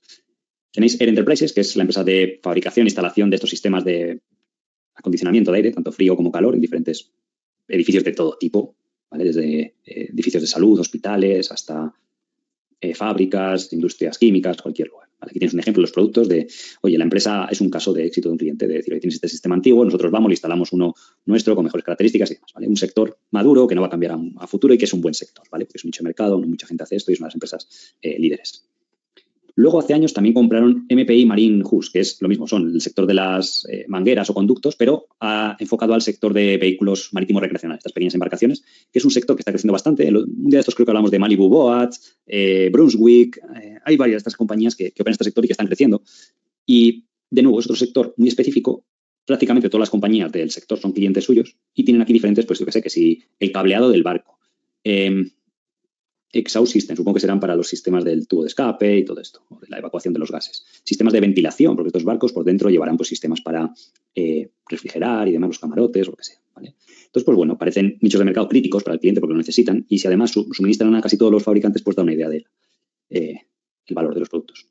Luego, respecto a las adquisiciones, lo que hace la empresa es, hay veces, no siempre, que buscan comprar compañías que tengan algún tipo de, que estén pasando por problemas temporales o que estén mal gestionadas o que los anteriores dueños no saben lo que tienen entre manos, no se atrevan a subir precios y tú la compras a un precio razonable y luego les suben los precios. Eso lo hacen muchas veces Constellation Software, de una forma comedida, tampoco tiene que ser abusivo, pero poco a poco, un 3, 5, 8% anual, pues bueno, va sumando. Entonces, por ejemplo, en 2018 compraron la de CAT Enterprises, ¿vale? Pagaron 21 millones. Y esto es este segmento, ¿vale? Porque la empresa hasta hace poco lo dividía en estos segmentos, el de componentes aeroespaciales. Entonces, esta empresa facturaba, después de que ellos la compraron y estaba integrada y demás, pues 30 millones. Y ganaba netos 3 millones, ¿vale? Entonces, si ganaba 3 millones de beneficio operativo y pagaron 21, pues es un múltiplo de 7 veces beneficios operativos, lo cual equivaldría a un PER de 9, para algo que es sector aeroespacial, o sea, que no es sector automóvil y demás, que es de bastante más calidad, ¿vale? Luego está, por ejemplo, el caso de Federal Hus. Esta la compraron muy barata, en 2016, ¿vale? Por 6 millones, ¿de acuerdo? Esto es lo que aparece aquí segmentado como Industrial Hus, porque hasta ese momento no tenían otra, ¿vale? Entonces veis que en 2018 hizo 7 millones y hizo luego un beneficio operativo de $800.000. Y el año anterior, pues también, $800.000. Si pagaron 5 millones, ¿vale? Todos estos datos los podéis encontrar en la SEC, en el informe anual, vais al segmento de Segment Operating Profit o Segment Data. Esto también lo vimos en el curso, si lo recordáis. Vimos ejemplos, creo que era con Nike, por ejemplo, lo estuve enseñando. Pues podemos ver que lo está comprando a 7 veces beneficios operativos, que está bastante bien para esta clase de negocios industriales. Y eso que el operating income está reducido artificialmente porque están las amortizaciones, que sabéis que no son gastos reales, entonces en el beneficio operativo, si mirásemos el EBITDA, ¿vale? Quitando la D al EBITDA, ¿vale? Sí, perdón, puesto por aquí, sería EBITDA, le quitamos la D, si lo ajustamos por la amortización, el EBIT real, ¿vale? Sería más, digamos, o sea, de 1 millón, lo cual reduce más todo el factor de compra. Cuando compraron esta, la de Enterprises, que por esta pagaron solo 10 millones, esta sí que le hicieron un buen robo a los vendedores, porque era un activo como que no estaba bien gestionado, explicaban, tampoco da muchas explicaciones, o sea, es una compañía muy opaca, porque es de estas que se cotizan en el OTC, y en el informe no le explica lo justo, no hay conference call, no hay presentaciones, no hay nada, porque como es casi una compañía privada que cotiza, pues para qué van a dar explicaciones a nadie, o no les interesará, o no lo sé, a lo mejor algún día la pasan a cotizar al índice superior. Pero esta, que es la de Commercial Air Handling, esta compañía, fijemos que en 2018, cuando un año completo de la adquisición, que aparece este segmento, la empresa generaba de beneficio operativo 6 millones. El año siguiente, ellos hicieron crecer todavía más el beneficio a 50 millones y generaba beneficio operativo 7 millones. Y beneficio neto generaba este segmento, que proviene casi todo de esa compañía, 5 millones. O sea, es como que la compraron a PER 2. ¿Vale? No siempre van a poder comprar estas adquisiciones, pero da una idea de que es gente inteligente que busca activos que a lo mejor tienen algún problema y demás. ¿De acuerdo? Luego compraron MPI Marine Hus, que se puede ver que del 2019 al 20 aumentan mucho. Este segmento vemos que aumenta en 15 millones y que el beneficio operativo aumenta de $800.000 a 3.7 millones. O sea, que es una empresa que probablemente les aportó 3 millones de beneficio operativo y pagaron 9,4. Pues se pueden hacer cuentas rápidas. Y esto no es exacto, porque la empresa tampoco te lo dice exactamente, pero quiero que me sigáis un poco cómo se podría reconstruir. Y no sé si exactamente es eso, pero tiene toda la pinta. Porque si ves los segmentos, vas viendo cómo incorporan compañías de diferentes segmentos año sobre año, la fecha de la adquisición, porque justo aportó un año entero de beneficios, pues aportó 3 millones de beneficio. Y la compras por 9, 3 millones, esto equivale a un beneficio neto de 2 millones probablemente. O sea, es menos de PER 5, es PER 4 y algo. Vale. Si yo pudiera comprarla con mi dinero también lo haría si encontras esos precios, ¿de acuerdo? Luego podemos ver el comportamiento de la crisis, pues es lo mismo que Roper. Aquí tampoco... Sí que es verdad que la compañía tiene este año, en 2020, si vemos el sector aeroespacial, le perjudicó. Porque veis que el sector aeroespacial, obviamente, con la crisis de la aviación y tal, le bajó la facturación de 30 millones a 18. Y todo el beneficio operativo de 2 o 3 millones se evaporó, incluso tuvieron algo de pérdidas, pero eso no va a ser siempre así. De hecho, este año pues se está recuperando ya prácticamente todo. 2021 también fue algo complicado. Sin embargo, el Industrial Hus sí que le ayudó, porque el sector de vehículos recreacionales, estas embarcaciones y tal, pues le benefició. Entonces, bueno, pues unas cosas van compensando la otra y demás. Las ventajas competitivas, es un poco lo que hemos comentado antes, es muy similar, al fin y al cabo. Y esta compañía la que yo os recomiendo que modeléis vosotros. Sí que le está afectando este año un poquito la inflación, como a todas las compañías industriales, y viene haciendo márgenes operativos del 10 o el 11. Pues yo pondría eso, a lo mejor un 10 o el 11 al futuro. A pesar de que este año a lo mejor acaba siendo del 6 o del 7. ¿Vale? Tienes que tener en cuenta también la depreciación y amortización, que normalmente es de 3 millones y el CAPEX normalmente es más bajo. Creo que este año pasado el CAPEX ha sido muy alto por las inversiones que han hecho, pero lo habitual es que si la empresa factura, a ver, tenemos aquí unos 100 millones al año, creo que va a facturar este año, y el CAPEX es del 1%, hemos dicho antes, del 1,5%, pues que el CAPEX normalizado sea de 1,5 millones. Solo que hay veces que puede haber oportunidades y tal y que invertir un poquito más. ¿Vale? Estos son los resultados de este primer trimestre, que han disminuido un poco. Pero, es lo que os digo, cuando las empresas son muy opacas, no hay conference call, tenéis que preguntaros por qué. Si veis, la diferencia de resultados viene de esta línea, principalmente. No todo. Sí que el gross profit ha subido, pero no tanto. Por el tema de la inflación, los costes a las empresas industriales les afectan un poco.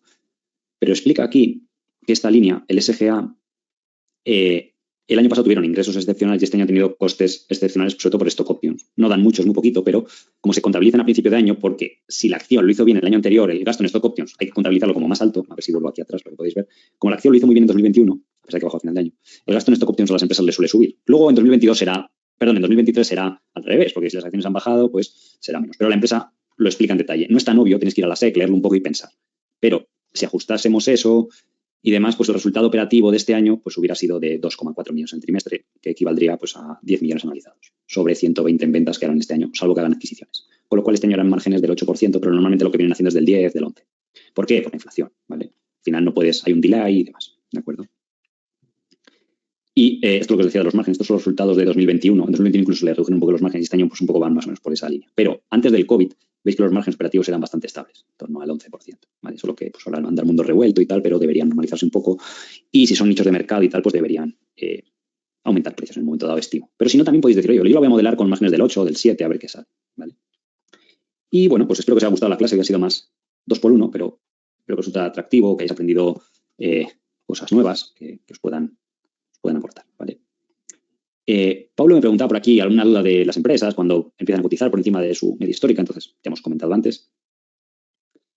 Alfredo dice, el otro día vio en YouTube una lista de White Mod de Morningstar, es una lista pública. Yo la encontré por una cuenta de Twitter, creo que lo puse en el directo. Si no, en el buscador de Twitter ponéis Morningstar White Mod y seguro que si filtráis por fotos os aparece. Pero no, son de estas que busco en redes sociales. Si seguís a las cuentas que os recomiendan en el curso, luego el algoritmo te va recomendando cuentas y lo que se trata es de que vayáis siguiendo, ¿vale? Hay otras veces que a lo mejor yo uso el buscador de Morningstar, vais ahí, buscáis y, perdón, en un buscador de Twitter.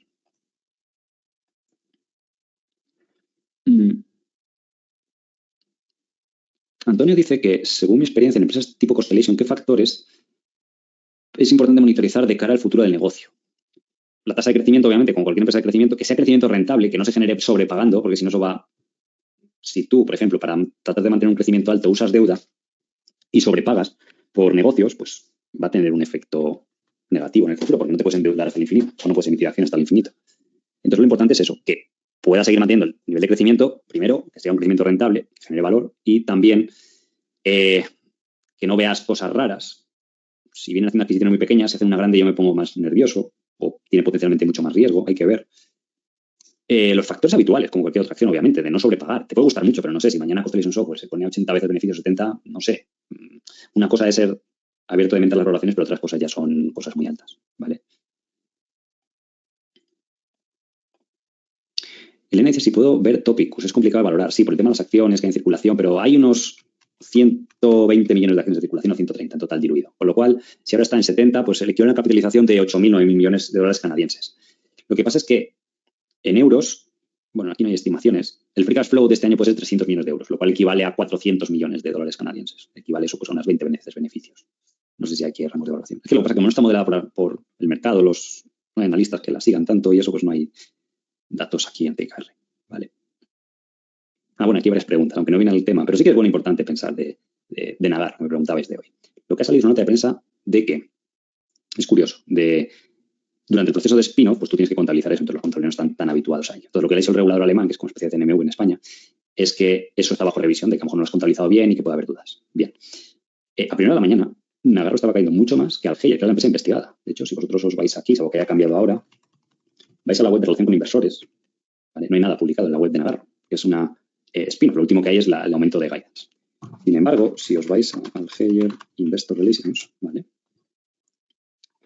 Efectivamente no está publicada porque le podría afectar a la empresa. No sé qué alcance podría tener para la empresa matriz, porque ya no tiene nada que ver. y dice que tienen una clarificación adicional. ¿Vale? Bueno, esto ha salido hace poco. Mira, pues esto no lo he leído, como estamos aquí en la clase. Supongo que lo habrán publicado una vez que ha cerrado el mercado. Bueno, vamos a primero ver la otra, ya que esta la podemos ver en directo.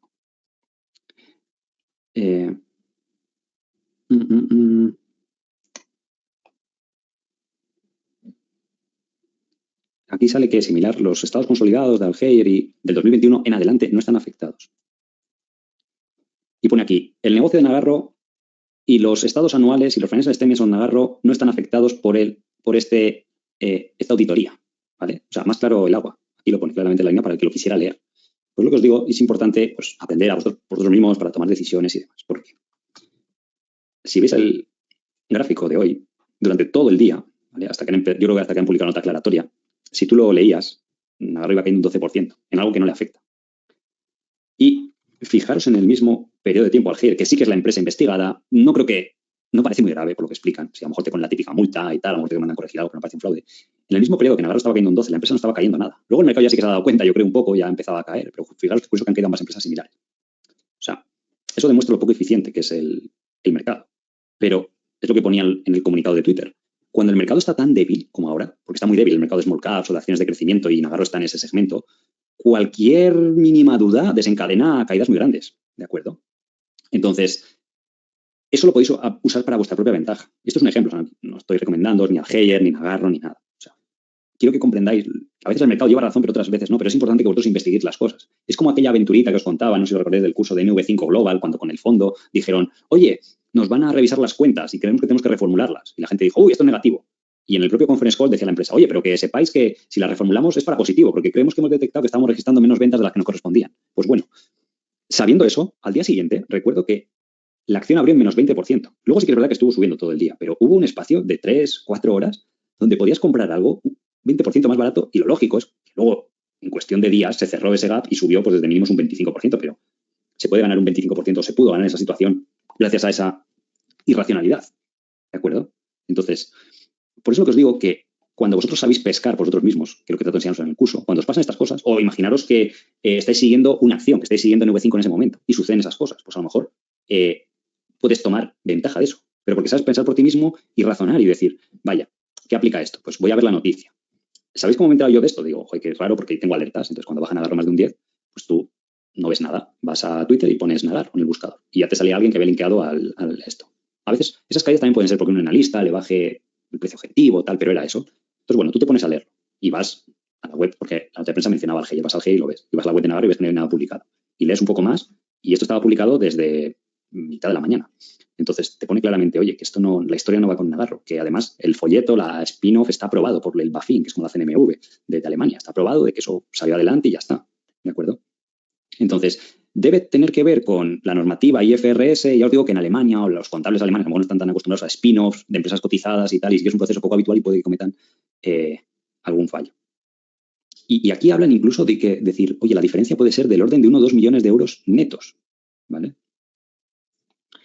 Y dice, el BaFin considera que deberíamos haber mostrado por separado como operaciones discontinuadas en el Estado. O sea, es la forma de presentárselo a los inversores, pero tampoco es, yo entiendo. Vale. Entonces, creo que va un poco por eso, por cómo han presentado las cuentas de, si operaciones continuas, porque sí que es verdad que cuando tú vas a hacer un spin-off, pues a lo mejor ellos lo deberían presentar como operaciones discontinuadas en el informe anual de Algeir, porque ya la spin-off ocurrió en el 16 de diciembre o algo así. Entonces ya, cuando tú presentas las cuentas, al final, pues no es, como tú no posees esa empresa que has hecho la spin-off, pues es una operación discontinuada. Entonces, a lo mejor ellos creo que, según lo que dice aquí, no lo he revisado, pero parece ser que están hablando como de que lo presentaron todo junto. ¿Vale?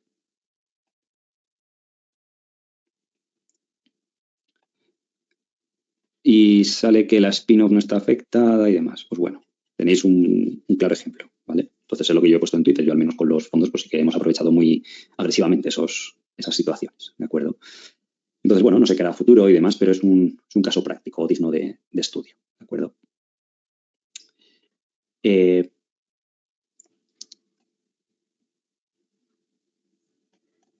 Edu dice, una pregunta operativa, ¿cómo haces para actualizar los datos en Excel al pasar al siguiente año?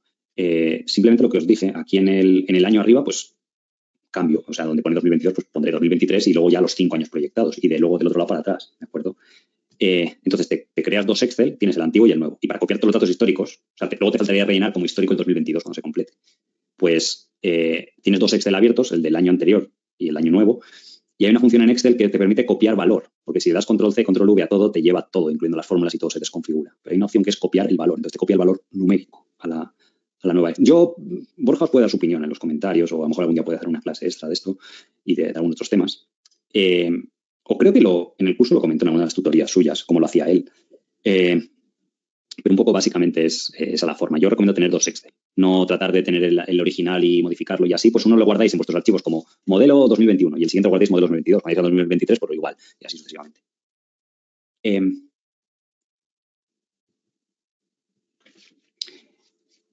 Jordi, por ejemplo, dice que Relay se ha caído un 50%, está 11 veces el beneficio. Sí, como muchas small caps de calidad es que han bajado eso, o sea, tampoco es que sea el fin del mundo. Esta acción, la verdad, que nos fue bastante bien en True Value Small Caps al principio y ahora pues no va tan bien. Los analistas ya sabéis que no modelan adquisiciones a futuro, ¿vale? Pero fijaros que incluso este año va a crecer el EBITDA, ¿vale? El EBIT va a ser más o menos similar y tal, pero es eso, o sea, va a ganar 1,20 y en Free Cash Flow es más, ¿vale? Es casi 1,20, 30, una cosa así, ¿vale? Sí que es verdad que estaba 26 veces, pues sí que son 20 veces beneficios, es un negocio bueno, predecible y tal, pero es que es lo que es. Desde diciembre o enero que empiezan a bajar todo, pues es la caída que ha habido. ¿De acuerdo? Entonces ahí tenéis que evaluar. Tampoco es que tenga así una deuda demasiado alta. Fijaos que son 2,3 veces. Sí que se endeuda un poco para hacer adquisiciones, pero luego, si no hiciera más adquisiciones, se va desapalancando, con lo cual reduce el pago de interés, con lo cual el free cash flow pues aumenta en los próximos años. Fijaos que se prevé que simplemente a 2 años el free cash flow suba 25 millones. Serían pues eso, unas 10 veces. De este año no está 10, 11 veces, yo creo que es un pelín más. A lo mejor 12, 13, pero bueno, que aún así ha bajado bastante la valoración. Respecto a los rates, preguntaba Pablo con todo este tema de las tasas del bono. Si se establece el bono a 3,5 a 10 años, el bono de 10 años americano, ¿qué se consideraría una rentabilidad? Una deuda para el rate. Más de 5 o 6 veces EBITDA es peligroso, más de 2 o 1,5 veces equity deuda es peligroso, ¿vale? En esos casos. Javier dice si podemos considerar Hub Group dentro de este grupo de compañías. No tanto. Es que es más un crecimiento orgánico, Hub Group. Es una empresa y es más de diseño industrial. No tanto, diría yo. Ni tampoco es una historia de emprendimiento, es un spin-off, eso sí, ¿vale? Víctor dice que CSW tiene margen bruto decreciente. Importa más el margen operativo, en mi opinión, o EBITDA, ¿vale? El margen bruto, bueno, aquí no sale, pero si miréis el margen operativo, sí que es verdad que hay algún año, antes del COVID, porque acabó el año fiscal el 31 del 3, está en el 17, y sí que es verdad que este año mejor va a ser 16, pero a las empresas industriales les afecta un poco el tema de la inflación, ¿de acuerdo? A ver, sí que es verdad que venía de hacer 46 y ahora ha bajado 40, pero creo que el margen EBITDA no la ha bajado tanto. Entonces habría que ver los componentes y por qué eso es así. Si han hecho adquisiciones, puede ser que también baje por los depreciación y amortización, pero no sabría decirte ahora sin mirar, ¿vale? Pero está bien. Aquí tenemos en la clase a Ferran, que es instalador de aire acondicionado, y nos confirma que las bombas para condensadores es de lo mejor en el mercado. Pues si son las de CSW ya tenéis una opinión, ¿de acuerdo? Entonces, vamos, yo por lo menos por lo que tengo entendido de la empresa, cuando lo miré en su día, pues se dedican a comprar ese tipo de compañías de mucho nicho de mercado, igual que la de Crawford United y demás. Aunque Crawford United va más por el estilo de activos, que a lo mejor puede haber un vendedor forzado o adquisiciones muy pequeñas, y estos van un poco más por calidad. A mí personalmente me gusta más el enfoque de más calidad, porque tiene que darle el mejor rendimiento a largo plazo. Y bueno, ya veis lo que hizo Roper en su día. Borja me pregunta por la ciclicidad. Ya os he hablado un poco de ella, de cómo enfocarlo. Lo malo de CSW, pues que no tiene precedente histórico, pero te lo puedes imaginar en función de lo que venden. ¿Vale? Hay veces que también es eso, aplica la lógica. Patrick Industries es otro ejemplo de jinete, nos pone aquí José Manuel. Sí, está per 4, sí, por los miedos a que los vehículos recreacionales. Lo que hace Patrick Industries son estas autocaravanas principalmente y, bueno, a lo mejor quads y tal. Y la gente tiene miedo de que se compraron muchos con el COVID y que ahora con la recesión y que encima se pasa el efecto COVID bajen muchísimo las ventas. Yo creo que a lo mejor algo se puede resentir. Lo que pasa es que no sé hasta cómo de profundo puede ser. ¿Vale? Yo lo que haría en Patrick Industries es decir, oye, ¿cuánto había antes del COVID? ¿Qué beneficios hay? Asumirle que en 2 o 3 años debería crecer algo y a partir de ahí ver. Pero sí que es el caso de Patrick Industries similar, de un jinete que vio una empresa, venían del private equity, que estaba por los suelos, la cogieron súper barata en 2008 y luego lo multiplicaron por 100 veces. Entonces aquí pues puede decir, oye, Patrick hasta 2019 facturaba 2.300 millones, pongámosle que haga 3.000 a futuro y no 4.500 como está haciendo ahora, y que el margen de beneficio sea, pues como venía haciendo, el 7%. eso da un beneficio de 200 millones, que beneficio neto son 150, que beneficio por acción serán 6 euros. Y a 6 euros, como una empresa más o menos de una ciclicidad moderada, por lo mejor puedes decir, oye, PER 15 y ver qué sale. O PER 13, que es donde ha estado históricamente. Entonces, a lo mejor se pasa un poco de frenada el mercado. Pero eso sería un poco el enfoque más prudente que usan estas compañías, porque es que además se ve el efecto claro. Eso también lo decía Druckenmil otro día, ya sé que le sigo mucho en una entrevista, decía, yo personalmente no hago cortos, pero él sí, y decía que se puso corto en muchos retailers que decías, oye, venían sin crecer nada y de repente se les disparan las ventas gracias al COVID. Pues dice, era un corto de libro y uno de los más fáciles que he hecho en mi carrera, ponerse corto a esa clase de retailers. Aquí no es tanto el caso, porque se puede ver que venía creciendo bien estos años atrás, ¿de acuerdo? También con adquisiciones y todo esto, ¿vale? No sé si entre medias del COVID ha hecho adquisiciones, con eso habría que ajustarlo, ¿de acuerdo? Sí que ha hecho. Entonros, a lo mejor las adquisiciones han aportado otros 1.000 millones de ventas. Y sí que un beneficio normalizado, incluso quitando el efecto del COVID. Había que ver las adquisiciones, cuánto facturaban antes del COVID. Pues podría ser 4.000 millones. Y yo estoy equivocado en el cálculo ese que haya hecho, así un poco a ojo. Pero vamos, sería un poco como lo enfocaría yo, la valoración de estas compañías, si os gusta. De hecho, aquí los analistas prevén que las ventas se estanquen un poco el año que viene, el beneficio operativo, que el beneficio baje a 10. Pero bueno, aún así, la empresa está recomprando acciones. Entonces, otro ejemplo de jinete que transforma una compañía. Luis pregunta, lógicamente, si hay alguna manera de estar informados de cuando estos grandes jinetes van a lanzar un nuevo proyecto, teniendo los ojos bien abiertos, ¿vale? No hay un método, ojalá lo hubiera. Pero cuando tú sigues muchas compañías, puede ser, porque lo que os he dicho, puede que haya una cuenta de Twitter que lo mencione, puede que una spin-off, puede que tú sigas a un directivo de una empresa. Por ejemplo, si seguías Constellation, pues Topicus, la spin-off es parecida, aunque no había historial. Y ha ido bien hasta que han corregido ahora las empresas tecnológicas o small caps. Es estando con los ojos abiertos. Por eso os digo, es muy importante que cultivéis el hábito de conocer muchos buenos negocios. Yo no estoy en contra de leer libros de bolsa, está muy bien, pero con los conocimientos que seguramente tenéis y habéis acumulado en el curso y tenéis un tiempo limitado, os interesa más dedicar ese tiempo a conocer muchos modelos de negocio. Aunque no vayáis a invertir en ellos, pero que los sigáis, que comprendáis qué lo hace bueno, no bueno, cómo funciona. Lo que hemos hablado ahora mismo de intentar normalizar un poco los resultados. Pues con lo que hemos visto en Nagarro, cualquier cosa de estas. Que tengáis esa curiosidad y eso os hace que siempre tenéis los ojos abiertos de esto será una oportunidad, puede ser o no ser. Gonzalo nos pone aquí que es SNC, que la tenemos en el fondo, empezó el fundador con $20.000. Sí, empezó básicamente creo que decía en el cuarto de su habitación de la universidad o de la casa de su madre a hacer software y a raíz de eso pues tiene una fortuna de 2 billones. Es otro ejemplo también pero lo suyo sería encontrar ese SNC al principio. ¿Vale? El CEO de Danaher, que se llama Culp, ahora es CEO de General Electric. Pero creo que los artífices de Danaher son los Rail, creo que se apellidaban Rail Brothers. O Rails. Tiene un patrimonio de 6.200 millones, Danaher. Entonces, ahí es el CEO el que va. Por eso lo que os digo que a lo mejor ahí es reputación prestada. Puede ser que funcione, pero creo que las probabilidades son menores. Ojo, no digo que sea menos del 50%, pero que si me dices, oye, los fundadores de Danaher se han ido a una empresa nueva que van a hacer no sé qué, eso atrae mucho mi atención. Lo otro, a lo mejor menos, pero está bien. Si tienes la inquietud, pues sigue la compañía. Y luego también se ha ido a General Electric, no se ha ido a ninguna small cap y tal. O sea, no sé yo si el transatlántico de General Electric es tan fácil de hacer girar.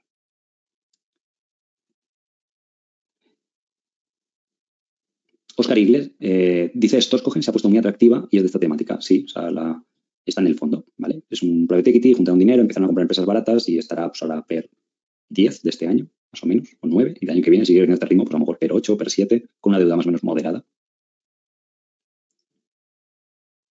Pablo dice que en el curso comentabas que cuando se recupera el mercado, primero se recuperan las empresas grandes y más tarde las pequeñas. Será lo que enfocarnos en empresas más grandes. Sí, o sea, si queréis hacer el market timing y tal, así ha sido. Y fue en el COVID, fue en 2018, incluso en 2016 también. En 2008 yo no estaba invirtiendo como tal. Un poco hay que ver la bolsa el fin de semana o esto, pero o sea, no tengo tantas referencias. Pero sí, puede ser a veces empresas medianas con bastante liquidez o más grandes se recuperan antes y luego, pues, pasa que hay veces que las pequeñas, como parten de una evaluación tan ridícula, cuando se recuperan y tienen movimientos violentos, pues puede que suban mucho. Pero en el COVID fue así, ¿vale? Lo que pasa es que a mí me gusta menos. Y luego, aparte, hay otro tema, ¿vale? Yo es una habilidad que a lo mejor si fuera inversor privado sí que la haría, pero últimamente lo tengo muy desentrenado o no le presto mucha atención porque con un fondo de small caps no es viable. No puede rotar la cartera tan rápido. O sea, no es viable, realmente. Porque a lo mejor hay empresas que tendrían que estar vendiendo 2, 3 meses para comprarlas y luego para venderlas te tirarías 3 meses. Y luego para volver a comprarlas más tarde, pues 2, 3 meses, o sea, ahí puede que el mercado se recupere. O sea, no es viable. Por eso, si vosotros lo tenéis esa inquietud, hacedlo con una parte de la cartera, si queréis, y luego veis que os funciona y tal, pues lo podéis hacer con el resto. Por eso es lo que os digo, la bolsa hay muchas formas de ganar dinero, podéis tener diferentes inquietudes y tal. Entonces es bueno que experimentéis. Emilio dice que, por ejemplo, IBP Es una empresa industrial con crecimiento y que la valoración es atractiva. ¿Cómo que será esta? Installed Building Products. Efectivamente, viene creciendo un 20%. Lo que pasa es que son productos de construcción, ¿eh? Que la construcción no es lo mismo que nichos industriales. Hay que ver si realmente es cíclico o no es cíclico de entrada, porque eso afecta bastante a la valoración y a lo que podríamos entender como caro o barato. Esto, por ejemplo, la presentación.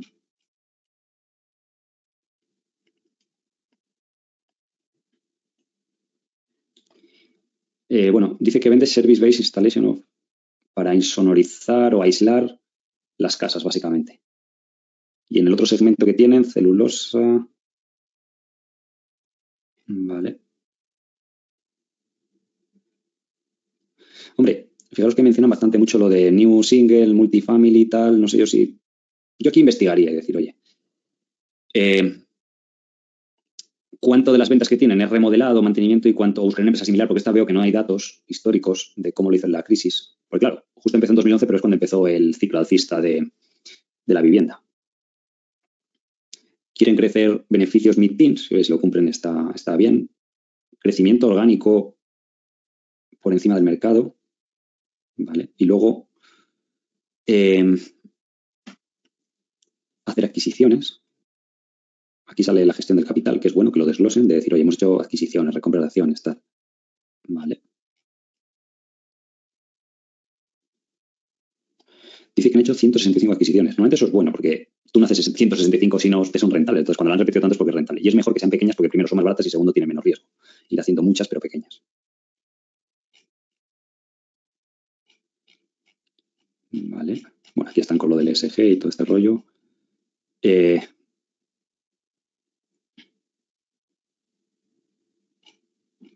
Aquí esto es interesante porque muestran el crecimiento del mercado. El mercado de vivienda ha crecido estos años un 50%, pero ellos han multiplicado por 4 las ventas, con lo cual se puede ver que han crecido mucho más que el mercado, a pesar de que sea cíclica, pero sí que está haciendo ese outperformance respecto al mercado. ¿Vale?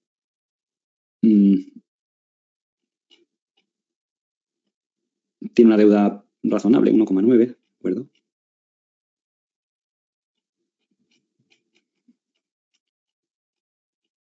Y en los estados financieros podemos ver cuántos han gastado en adquisición estos años, ha sido mucho o poco. Bueno, dependiendo del año, a lo mejor unos 60, 70 millones al año de media. Y esta empresa es grande o es pequeña. Aquí decía 2.600 millones, está en el tamaño mediano. Y se espera que gane $7 normalizados, o casi 8 el año que viene. Y está 91, sí, pues es como un PER de 12 o así, diríamos. Supongo que estos años atrás habrá ido bien en bolsa, porque ha crecido mucho. Ha crecido de 0,40 o 0,60 a $7 por acción, pues lógicamente lo ha hecho bastante bien. Ha bajado, no tanto. Yo creo que, no, es que no sé la ciclicidad que puede tener. Intentaré buscar empresas similares que hagan este tipo de productos. En Estados Unidos, por ejemplo, tenéis la de Mohawk Industries, que hace, pues, creo que eran los floors, los suelos y tal, que tiene un porcentaje de remodelaciones interesante. Y en la crisis, lo que pasa es que no sé si va a suceder otra vez otra crisis inmobiliaria como la del 2008. Podéis ver que sí que le descendieron. Aún así, los márgenes brutos aguantaron bien. La empresa pasó a tener un beneficio operativo de 800 a 200 millones y luego sí que se recuperó, pero sufrió entre medias y creo que en bolsa bajó bastante. Está la empresa de pinturas, la de Sherwin-Williams, ¿vale? Que obviamente también, lógicamente, le afecta el ciclo de la vivienda, pero no recuerdo ahora si mucho o poco. Fijaros que esta, por ejemplo, bajó menos, en un 11%, porque el componente de remodelado quizás es mayor o de mantenimiento. Entonces, tú hay simplemente unos años laterales y ha dado muy buenos resultados estos años. Ha corregido ahora algo, pero en 2008 bajó solo de 22 a 16 y ahora está la valoración de 25 porque ya es más conocida, es más grande y fijaros que eso es ahora, que hace nada, si os fijáis aquí, hace nada estaba 36 veces beneficios. Es lo malo de estas compañías grandes, que cuando tienen mucho historial, mucha seguridad de lo bueno que es, pues claro, eso se paga. En el sentido de que el crecimiento va a ser menor a futuro porque ya es más grande y encima el múltiplo que pagas es más alto. ¿Vale? Pero podéis ver la diferencia en el mercado de valoración, porque si ponéis Mohawk Industries, que también parece que le afecta a la construcción, pero de una forma más profunda, pues está mucho más barata que la otra, está a PER 8. Entonces, pues bueno, hay que ver si se parecería más a Sherwin-Williams o a Mohawk dentro de lo que son materiales de construcción. O intentaré buscar empresas similares que hagan eso. También te puede valer de referencia lo que diga la empresa, en los transcripts y demás. Carlos dice que Mitec se puede parecer a estas empresas. Supongo que será esto, Mitec Systems. Y esta lo que hace... pero esta parece más de tecnología. No sé si es que tiene crecimientos de 400 millones. La verdad que ha ido creciendo bastante bien. Este año va a ganar 0,86, pues también está per 11, 12, pero es lo habitual. O sea, esta no creo que sea tanto de nicho industrial. Bueno, a ver, lo que hace es una industria, porque fabricas algo, pero que han comprimido bastante los múltiplos de todo lo que sea small caps. Porque fijaros que en estos últimos 5 o 10 años, bueno, 10 años tampoco visto, pero en 5 años no bajaba de 20. Bueno, está en 12 en el COVID, pero lo normal era 22 y de repente ha bajado a 10. Ha tenido márgenes negativos algunos años, eso habría que ver por qué es, aunque el EBIT normalizado. Pero sí, está interesante como punto de partida. O sea, si consigue mantener ese crecimiento y te lo han bajado a 8 o 10 veces beneficios, puede ser interesante, ¿de acuerdo?